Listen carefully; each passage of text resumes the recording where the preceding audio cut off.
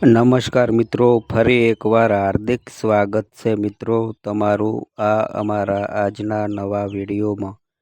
મિત્રો 25 જૂન 2025 બુધવાર એટલે કે જેઠ વદ અમાવાસ્યાની રાત્રે ઘરમાં આ જગ્યાએ એક દીવો પ્રગટાવી દેજો। મહાદેવના આશીર્વાદ તમારી દરેક મનોકામનાઓ પૂર્ણ કરશે। જીવનની દરેક પરેશાનીઓથી તરત જ મુક્તિ મળશે અને તમારું ઘર ખુશીઓથી ભરાઈ જશે। કારણ કે આ દિવસનું મહત્ત્વ ઘણું વધારે છે, એટલા માટે જેઠ અમાસની રાત્રે ઘરમાં આ જગ્યાએ એક દીવો પ્રગટાવી દેજો। કારણ કે આ અમાસમાં રાતનો સમય એટલો ખાસ અને મહત્ત્વનો હોય છે કે કેટલીક વાર મોટી પૂજા અર્ચના કરવાથી જે મનોકામનાઓ પૂર્ણ નથી થતી તે હલહારિણી અમાસની રાત્રે ઉપાય કરવાથી પૂર્ણ થાય છે। ઘણા લોકોએ આ ઉપાય કર્યો છે અને તેમને આ ઉપાય કરવાથી ચોક્કસ પરિણામ મળ્યું છે। જો તમે પણ 2025 અને બુધવારના દિવસે એટલે કે જેઠ વદની અમાસની રાત્રે ઉપાય કરવા માગો છો તો પહેલાં ઉપાયને સારી રીતે સમજી લેજો, સાંભળી લેજો અને પછી કરજો।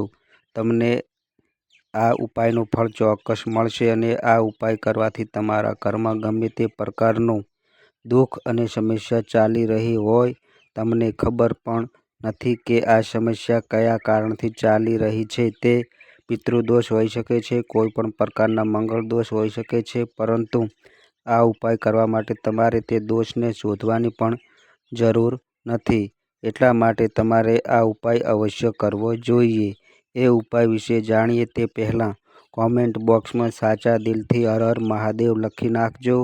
આ સાથે વિડીયોને લાઈક કરી ચેનલને પણ સબસ્ક્રાઈબ જરૂર કરી દેજો। તો ચાલો હવે જાણીએ આ ઉપાય કેવી રીતે કરવો, રાત્રે ક્યારે કરવો એટલે કે રાત્રે કેટલા વાગે કરવો, ઘરમાં કઈ જગ્યાએ કરવાનો છે અને આ ઉપાય કરતી વખતે કઈ બાબતોનું ધ્યાન રાખવું જોઈએ, તે અંગેની તમામ માહિતી આપીશું। મિત્રો, ઉપાય જાણતા પહેલાં આપણે આ પવિત્ર અમાસનું મહત્ત્વ જાણી લઈએ, તેથી તમારી શ્રદ્ધા આ ઉપાય કરવામાં વધુ ઉજાગર થાય। તો મિત્રો, જેઠ મહિનાની અમાસ, જેને હલહારિણી અમાસ પણ કહેવાય છે, ખેડૂતો માટે હલહારિણી અમાસનું મહત્ત્વ ખૂબ જ વધારે છે। આ તિથિએ ખેડૂતો હળની પૂજા કરે છે, ખેતરમાં નવા પાકની બીજ રોપવાનું કામ કરવાની શરૂઆત કરવામાં આવે છે, વૃક્ષારોપણ કરવામાં આવે છે। આ અમાસ પ્રકૃતિ પ્રત્યે આભાર પ્રગટ કરવાની તિથિ છે।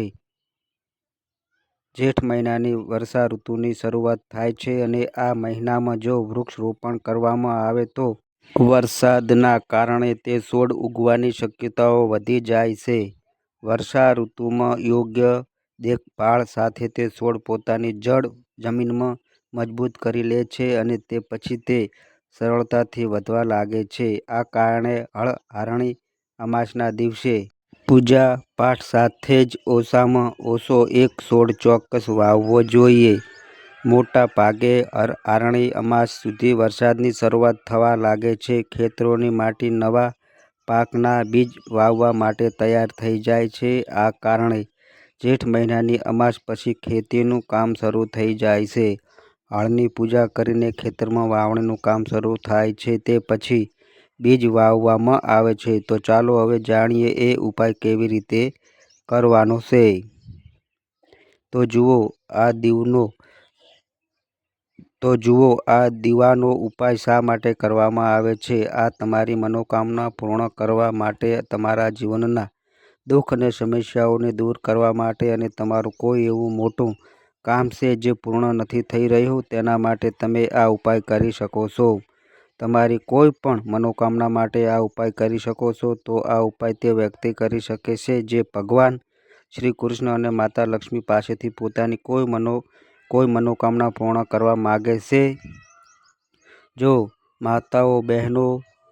જો માતાઓ અને બહેનોમાંથી કોઈ પણ પોતાના ઘરની સુખ અને શાંતિ માટે અને ઘરમાં ધન સમૃદ્ધિ વધારવા માટે આ ઉપાય કરવા માગે છે, તો ઘરની મોટી માતાઓ અને બહેનોએ ખાસ કરીને આ આ એક દીવાનો ઉપાય કરી શકે છે, કારણ કે માતાઓ અને બહેનો ઘરની લક્ષ્મી હોય છે અને જ્યારે ઘરની લક્ષ્મી કોઈ ખાસ ઉપાય કરે છે તો તેનું પરિણામ ખૂબ જ ઝડપથી અને ખૂબ જ મોટા પ્રમાણમાં પ્રાપ્ત થાય છે. અન્યથા આ ઉપાય કોઈ પણ વ્યક્તિ કરી શકે છે, પછી ભલે તે વૃદ્ધ હોય, નાનો હોય, મોટો હોય કે બાળક હોય. જે વ્યક્તિ આ એક દીવાનો ઉપાય કરવા માગે છે તે આ ઉપાય કરી શકે છે, કારણ કે તેને તેનું પરિણામ બહુ જલ્દી મળે છે અને બુધવારના જેઠ અમાસનો ખાસ દિવસ છે, જે ભગવાનના આશીર્વાદ માટે શ્રેષ્ઠ માનવામાં આવે છે. આ દિવસે માત્ર એક દીવાનો ઉપાય કરવાથી પ્રભુ ખૂબ જ સરળતાથી પ્રસન્ન થઈ જાય છે. તો ચાલો હવે જાણીએ આ દીવાનો ઉપાય કેવી રીતે કરવાનો છે અને આ ઉપાય કયા સમયે કરવાનો છે, એટલે કે રાત્રે કેટલા વાગે કરવાનો છે. તો જુઓ, આ ઉપાય 25 જૂન 2025 બુધવારના દિવસે આ દીવાનો ઉપાય સાંજના સમયે પ્રદોષકાળમાં કરવાનો છે. તો હવે ઘણા લોકોના મનમાં પ્રશ્ન હશે કે આ પ્રદોષકાળનો સમય સાંજે કેટલા વાગે હોય છે. પ્રદોષકાળનો સમય સાંજે 6 વાગ્યાથી 7 વાગ્યા સુધીમાં હોય છે. જો તમે આ સમય દરમિયાન કોઈ પણ ઉપાય કરી શકો છો તો તમને તે ઉપાયનું પરિણામ ચોક્કસ મળશે. તો સાંજે 6 વાગ્યાથી 7 વાગ્યાની વચ્ચે તમે આ એક દીવાનો ઉપાય કરી શકો છો. તો પણ હજુ ઘણા લોકોને પ્રશ્ન હશે કે અમે નોકરીએ છીએ, અમે કામ માટે બહાર જઈએ છીએ અને જો અમને આવવામાં મોડું થાય તો તે જગ્યાએ શું કરવું? તો જુઓ, એ લોકોએ પણ ચિંતા કરવાની કોઈ જરૂર નથી. જો તમે આ ઉપાય પ્રદોષકાળમાં નથી કરી શકતા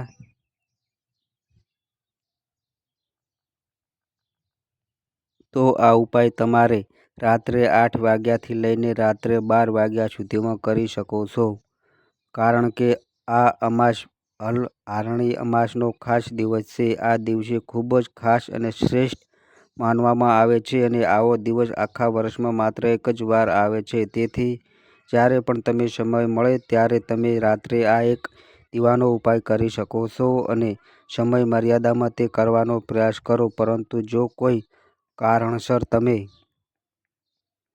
તે કરી શકતા નથી તો તમે તેને થોડુંક મોડું પણ કરી શકો છો. તેમાં કોઈ સમસ્યા નથી. તમારે તમારા ઉપાયના પરિણામો ચોક્કસપણે મળશે. જો તમારા જીવનમાં સુખ અને સમૃદ્ધિની સમસ્યા છે, જો ખૂબ જ ચિંતા છે, તમે આર્થિક સંકટનો સામનો કરી રહ્યા છો, સખત મહેનત કરી રહ્યા છો પરંતુ મહેનતનું ફળ તમને મળતું નથી, જો તમે કોઈ કાર્યમાં નિષ્ફળ થઈ રહ્યા છો, આર્થિક નુકસાનનો સામનો કરી રહ્યા છો, તો તમારે આ એક દીવાનો ઉપાય અવશ્ય કરવો જોઈએ. તો ચાલો હવે જાણીએ એ ખાસ ઉપાય વિશે. પરંતુ તે પહેલાં કોમેન્ટ બોક્સમાં મહાદેવના સાચા ભક્તો હર હર મહાદેવ લખીને આ વિડીયોને એક લાઈક કરી દેજો. ચાલો હવે જાણીએ આ એક દીવાનો ઉપાય રાત્રે કેવી રીતે કરવાનો છે અને ઘરમાં કઈ જગ્યાએ કરવાનો છે. આ ઉપાય કરવા માટે તમારે એક લોટનો દીવો બનાવવાનો છે અને લોટની અંદર પીળી હળદર નાખીને તૈયાર કરવાનો છે. તમે તેમાં દળેલી હળદર નાખશો તો લોટમાં રંગ આછો પીળો થઈ જશે. હવે આ લોટને દીવાના આકારનો એક દીવો બનાવવાનો છે. હવે આ દીવાની અંદર શુદ્ધ દેશી ઘી નાખવાનું છે. ગોળ વાટ દીવાની અંદર મૂકવાની છે. હવે તમારે તમારા ઘરના મંદિરમાં શ્રીરામની મૂર્તિ અથવા ફોટાની સામે આ દીવો પ્રગટાવવાનો છે. પરંતુ જે લોકો લોટમાંથી દીવો નથી બનાવી શકતા તે લોકો તેઓ માટીનો દીવો પણ લઈ શકે છે. તેમાં કોઈ સમસ્યા નથી. તેની અંદર તમારે એક ચપટી હળદર મૂકવાની છે અને આ દીવો ઘરના મંદિરમાં પ્રગટાવવાનો.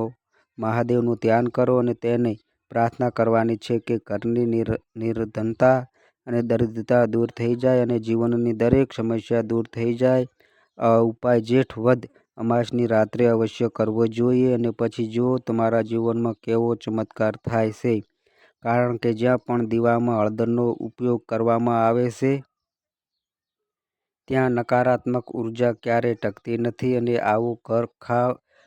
આવું ઘર ખરાબ નજરથી સુરક્ષિત રહે છે. રાત્રે આ દીવામાં હળદર નાખીને ઘરના મંદિરમાં પ્રગટાવવાથી માતા લક્ષ્મીની કૃપા હંમેશા બની રહે છે. જો તમે જેઠ માસની રાત્રે તમારા ઘરમાં હળદરનો આ દીવો પ્રગટાવો અને આ ઉપાય કરો છો તો સમજી લો કે તમારું ઘર સુખ સમૃદ્ધિ ભરાઈ જશે, કારણ કે હળદરનો સીધો સંબંધ શ્રી હરિવિષ્ણુ સાથે છે. હળદર છે સૌભાગ્યનું પ્રતીક છે. એટલા માટે આપણે કોઈ પણ શુભ કાર્યમાં સૌ પ્રથમ હળદરનો ઉપયોગ કરીએ છીએ. કોઈ પણ પૂજા હોય, લગ્ન હોય કે ગૃહ પ્રવેશ હોય, સૌ પ્રથમ આપણે હળદરનો ઉપયોગ કરીએ છીએ, કારણ કે જ્યાં પણ હળદરનો ઉપયોગ થાય છે તે ઘરમાં સુખ અને સમૃદ્ધિ વધે છે અને ગમે તેટલી નકારાત્મક ઉર્જા હોય તરત જ દૂર થઈ જાય છે. તો ચાલો હવે બીજા ઉપાય વિશે વાત કરીએ. આ હળદરનો બીજો ઉપાય કરવાથી તમારું નસીબ હંમેશા તમારો સાથ આપશે, કારણ કે હળદર ખૂબ જ ચમત્કારી હોય છે જે તમને તમારા રસોડામાંથી ખૂબ જ સરળતાથી મળી જશે. પરંતુ ઘણા ઓછા લોકો છે જે આ હળદરનો ઉપયોગ જાણે છે. આ ઉપાય કરવા માટે તમારે ફક્ત એક જ ચપટી દળેલી હળદર લેવાની છે. હવે તમારે પાણીમાં આ એક ચપટી હળદર નાખીને સ્નાન કરવાનું છે. તમારે હળદરના પાણીથી સ્નાન કરવું પડશે. તેનાથી તમને તમારા ભાગ્યનો સાથ મળશે અને તમારા ભાગ્યમાં લખેલા તમામ દુઃખ, કષ્ટ અને પરેશાનીઓ તમારા જીવનમાંથી દૂર થઈ જશે. હવે પછી જે પણ હળદરનો પાવડર લીધો છે એમાં થોડુંક પાણી ઉમેરો અને શુદ્ધ પાણીથી હળદરની પેસ્ટ બનાવો. હવે તમારે શું કરવાનું છે? તમારે હળદરથી સ્વાસ્તિક બનાવવાનો છે. તમારા ઘરના મંદિરમાં હળદરનો નાનો સ્વાસ્તિક બનાવો અને પછી તમારે 25 જૂન 2025 અને બુધવારની રાત્રે આ સ્વાસ્તિકની પૂજા કરવાની છે. આ પછી તમારે હળદરનો સ્વાસ્તિક બનાવ્યા પછી અને પૂજા કર્યા પછી તમારે તમારા કપાળ અને તે જ હળદરથી તિલક કરવાનું છે. તમારે તમારી નાભી પર થોડીક હળદર અને તમારા કપાળ પર તિલક એટલે કે તમારા કપાળ પર નાનું તિલક અને નાભી પર નાનું તિલક કરવું પડશે અને જેઠ અમાસના દિવસે હળદરના પાણીથી સ્નાન કરો. પછી જુઓ કે જીવનમાં ચમત્કાર કેવી રીતે થાય છે. કારણ કે આ ઉપાય ખૂબ જ વિશેષ દિવસે કરવામાં આવે છે. સ્વાસ્તિક કોઈ સામાન્ય પ્રતીક નથી. સ્વાસ્તિક ભગવાન ગણેશનું સ્વરૂપ છે. સ્વાસ્તિક શક્તિ, સારા નસીબ અને સમૃદ્ધિ પ્રતીક છે. હવે જુઓ, આ ઉપાય ભગવાન ગણેશ સાથે સંબંધિત છે. વિઘ્નહર્તા ગણેશ સાથે સંબંધિત છે. સ્વાસ્તિક તમારા જીવનમાં ક્યારેય કોઈ અવરોધ આવવા દેશે નહીં. એટલા માટે તમારે આ ઉપાય રાત્રે અવશ્ય કરવો જોઈએ. તો હવે તમને મીઠાનો એક અગત્યનો ઉપાય જણાવીશું, જે અમાસ 2025 જૂન અને બુધવારના પવિત્ર દિવસે કરવાથી પ્રભુના આશીર્વાદ તમારા અને તમારા પરિવાર ઉપર સદા માટે બન્યા રહેશે. તો ખાસ કોમેન્ટ બોક્સમાં હર હર મહાદેવ અવશ્ય લખજો. સૌ પ્રથમ તમારે એક કાચની વાટકી લેવાની છે. તેમાં માત્ર એક ચપટી મીઠું નાખવાનું છે. અહીં તમારે સિંધવ મીઠું લેવું પડશે. જો તમે ઈચ્છો તો સાદું મીઠું પણ લઈ શકો છો. હવે તમારે કાચના વાટકામાં મીઠું રાખવાનું છે અને જો તમારી પાસે બાથરૂમમાં રાખવામાં જગ્યા હોય તો આ મીઠાથી ભરેલા વાસણને બાથરૂમમાં રાખો. નહીં તો તમારે આ મીઠું ઘરમાં એવી જગ્યાએ રાખવું પડશે જ્યાં તમે તેને સરળતાથી જોઈ શકો. તો આ ઉપાય કરવાથી સૌ પ્રથમ તમારા ઘરમાંથી નકારાત્મક ઉર્જા દૂર થશે. તમારા તમામ પ્રકારની મુશ્કેલીઓ તમારા જીવનમાંથી દૂર થશે. તમારા ઘરમાં દેવી લક્ષ્મી અને ભગવાન વાસ થાય છે.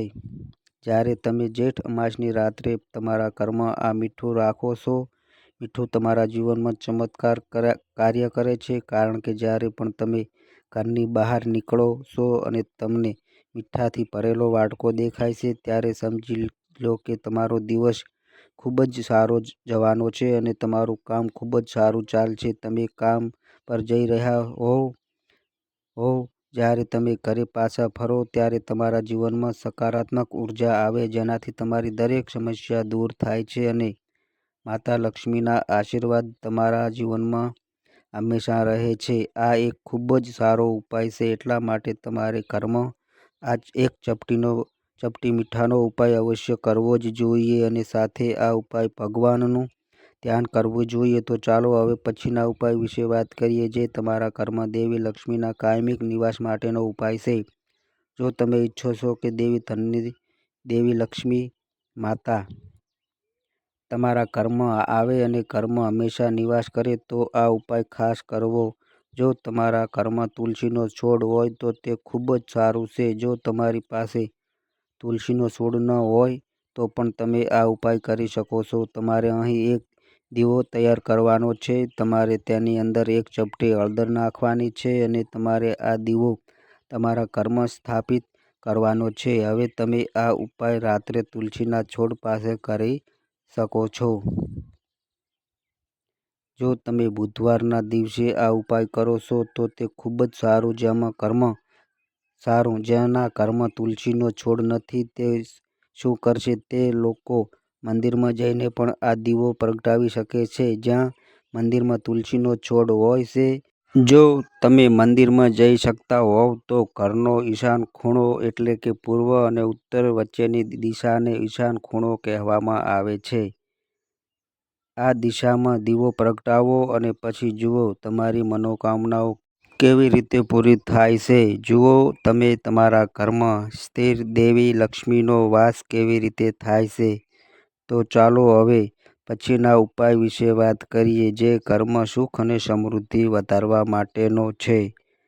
ઘરમાં કોઈ દોષ છે, કોઈની નજર લાગી ગઈ છે, એટલા માટે કપૂરનો આ ઉપાય તમારે અવશ્ય કરવો જોઈએ.